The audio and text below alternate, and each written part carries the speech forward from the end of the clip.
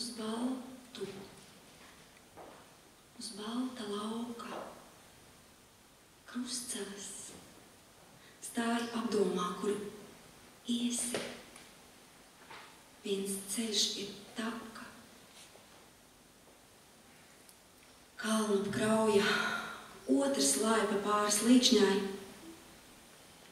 trešs vienmošs pliens pār lauku, bet ceturtais ir brikšņu pilna stiga, kurš zina, kādēļ tā pamesta un kādi meža zvēri posaši tur migas.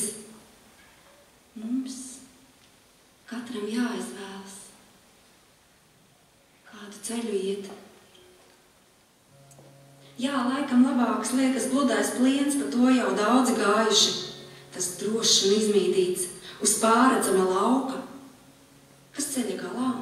Nevar redzēt, bet ļaudis mīru prātu iet pa to, jeb varbūt jāsaka bez prāta, jo gludu ceļojot dižu domu nevajag. Ko otra taka? Slīkšņa laipainā, kurš priecīgs tajos dubļos slīdis, bet varbūt tiešām tas ir visai jautri, jo taku kalnaino vien retais izvēlas. Ne atelpas, ne prieka tur, līdz pašam kalna galam.